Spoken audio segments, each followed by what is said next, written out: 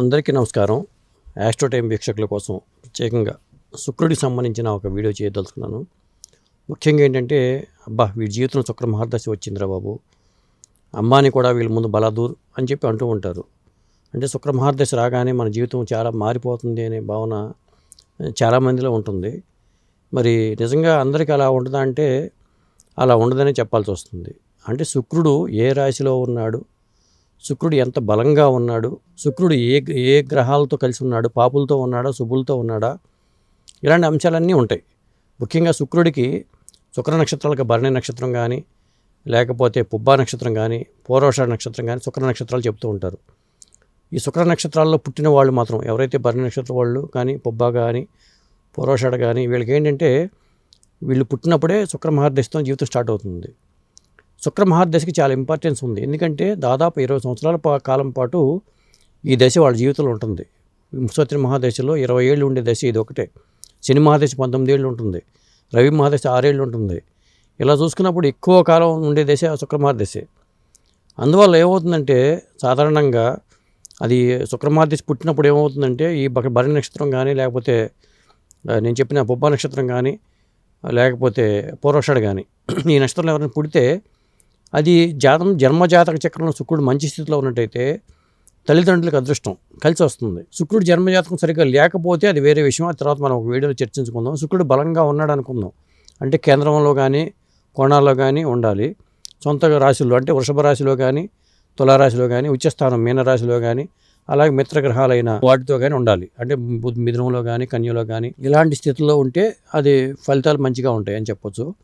ఇంకోటి ఏంటంటే సాధారణంగా శుక్ర మహర్దశ అనేది 25 ఏళ్ల వయసులో మనకు వచ్చిందనుకోండి, మన లైఫ్లో అనుభవించడానికి అవకాశం ఉంటుంది.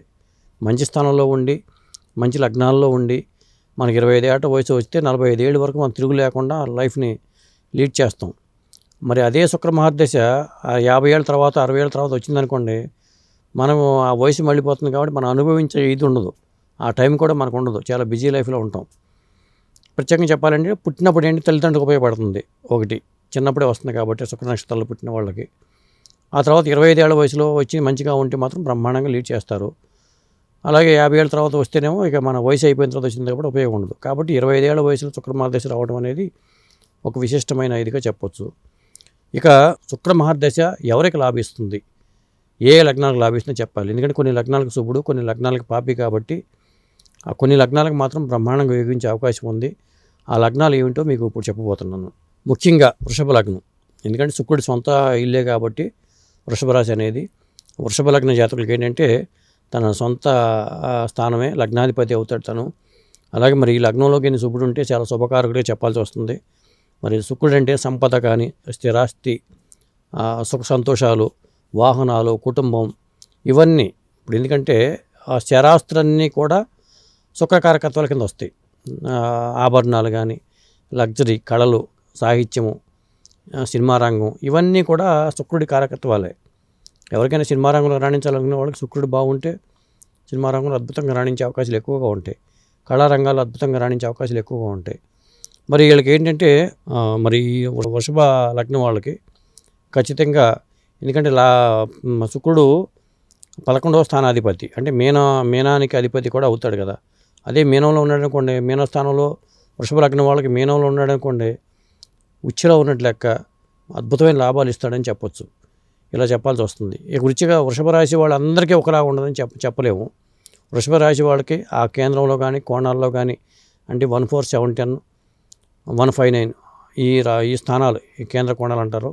ఆ స్థానాల్లో ఉండి శత్రుగ్రహాలతో కాకుండా, శత్రుగ్రహ దృష్టి లేకుండా ఉంటేనే శుక్ర మహర్దశ యోగించే అవకాశం అయితే ఉంటుంది. ఇక నేను చెప్పింది వృషభ లగ్నం కాకుండా ఇంకొక లగ్నం వాళ్ళు ఎవరైనా ఉన్నారంటే అది తులా లగ్నం వాళ్ళు. ఈ తులా లగ్నానికి అధిపతి కూడా శుక్రుడే కాబట్టి ఇది కూడా ఆయన సొంత ఇల్లు అని చెప్పొచ్చు. మన సొంత ఇంట్లో ఉంటాం, మనం ఎలా ఉంటాం, చాలా కంఫర్ట్గా ఉంటాం.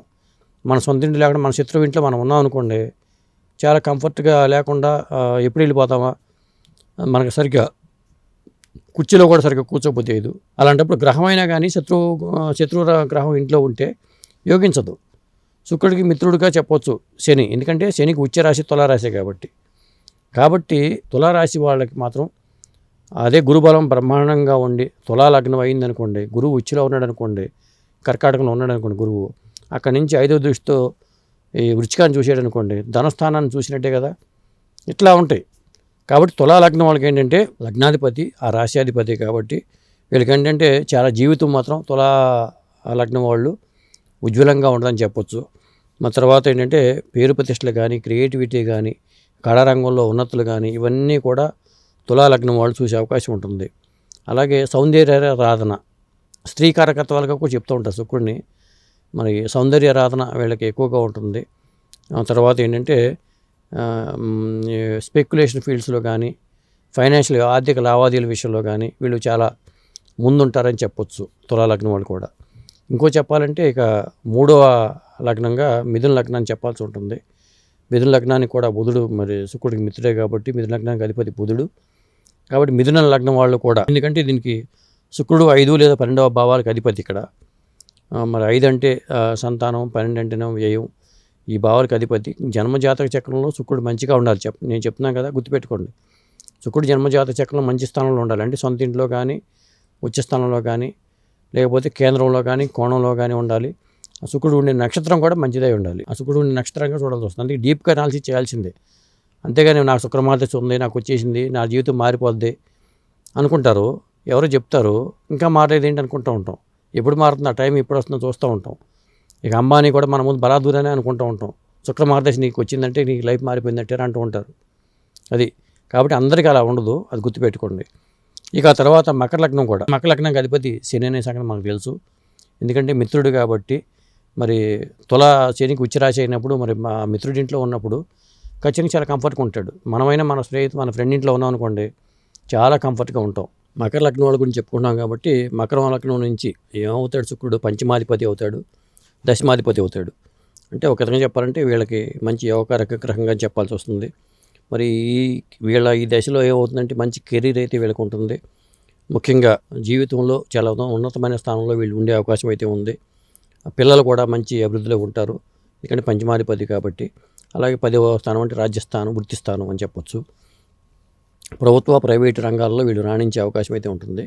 మిథున రాశి వాళ్ళు ఏంటంటే మిథున లగ్నం వాళ్ళు, రాశి వాళ్ళనే లగ్నం వాళ్ళకైనా వర్తిస్తుంది. గోచారం రాశిని చూస్తాం, మామూలుగా చూసుకుంటేనే పుట్టినప్పుడు లగ్నాలు చూసుకుంటాం కాబట్టి మిథున లగ్నం వాళ్ళకి ఏంటంటే విదేశీ వ్యవహారాలని లాభించే అవకాశాలు ఎక్కువగా ఉంటుంది. ఇక తర్వాత కుంభలగ్నం గురించి చెప్పుకుందాం.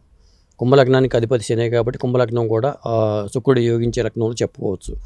కుంభలగ్నం పుట్టిన జాతకులు ఎవరికైనా సరే శుక్రుడు జాతకంలో బాగుంటే వాళ్ళు 4వ స్థానాధిపతిను, తర్వాత 9వ భాగ్యాధిపతి అవుతాడు. 4వ స్థానం అంటే మరి ఇల్లు, వాహనాలు, మాతృస్థానము ఇవన్నీ కూడా మంచి స్థితిలో ఉండే అవకాశం ఉంది. 4వ స్థానం భాగ్యస్థానం అంటే 9వ స్థానం భాగ్యం అంటే సంపద కాబట్టి అది కూడా స్ట్రాంగ్గా ఉన్నట్టు చెప్పుకోవచ్చు. ముఖ్యంగా శుక్రుడి మహాదశ వచ్చినప్పుడు అత్యంత శుభప్రదంగా వీళ్ళకి ఉండే అవకాశం ఉంది ఈ లగ్నం వాళ్ళు, ఈ లగ్నంలో పుట్టిన వ్యక్తులు. అలాగే వీళ్ళకి ఆధ్యాత్మికంగా కానీ, భౌతికంగా కానీ వీళ్ళు మంచిగా ఉండే అవకాశం అయితే ఉంది. తర్వాత డబ్బులు బాగా సంపాదిస్తారు, మరి విదేశీయానం చేస్తారు, లగ్జరీ లైఫ్ అనుభవిస్తారు. తర్వాత వాహనాలు, సంతోషాలు అని కుంభలగ్నం వాళ్ళకి ఉండే అవకాశం అయితే ఉంది. ఇక కర్కాటకం కానీ, సింహం కానీ, ధనుస్సు కానీ, మీన లగ్నాల జాతకులు వీళ్ళకి పాపిగా చెప్పాలంటే. కానీ మీన లగ్నం వాళ్ళకి ఏంటంటే లగ్నంలో శుక్రుడు ఉంటే అది మంచి యోగంగా చెప్పాల్సి ఉంటుంది. అంటే శుక్రుడు ఉండే గ్రహం అనే స్థానం అనేది చాలా కీలకంగా చెప్పాలి. మీన లగ్నంలో శుక్రుడు ఉంటే యోగిస్తాడు. ఇప్పుడు వృశ్చిక లగ్నానికి శుక్రుడు పాపి, అదే వృశ్చిక లగ్నానికి శుక్రుడు 12వ స్థానం అయిన తులలో ఉన్నాడు అనుకోండి, మరి అక్కడ శుక్రుడు వ్యయస్థానం అవుతుంది. అది 12వ స్థానం వ్యయస్థానం అవుతుంది ఎవరికైనా కానీ.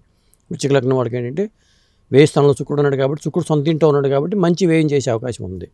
అనవసరమైన వాటికి ఖర్చు పెట్టకుండా అవసరమైన వాటి విషయంలో ఖర్చు వెనకాడిన వ్యక్తులుగా ఈ వృశ్చిక లగ్నం వాళ్ళు ఉండే అవకాశాలు ఎక్కువగా ఉంటాయి. ఇలా చూడాల్సి వస్తుంది. అంతేగాని శుక్రమార్దశ వచ్చేసింది కదా, ఇక అంబానీ కానీ, అదానీ కానీ మాకు సాటి రారనుకుని ముందుకెళ్ళిపోతే మాత్రం బోల్తా పడిపోతారు. అది ఎవరికైనా ముఖ్యంగా ఏంటంటే గుర్తుపెట్టుకోండి, శుక్ర మహాదశ మనకి 20 నుంచి 25 ఏళ్ల వయసులో కానీ స్టార్ట్ అయితే 20 ఏళ్ల పాటు ఆ దశ ఉంటుంది. మరి ఆ దశ ఉంటే ఖచ్చితంగా మనకి చాలా ఉపయోగపడుతుంది కెరీర్ పరంగా. అది ముఖ్యంగా నేను పైన చెప్పిన లగ్నాల జాతకులకైతే చాలా ఉపయోగకరంగా ఉంటుందని చెప్పొచ్చు. అదండి ఈనాటి వీడియో. థ్యాంక్ యూ అండి, నమస్కారం.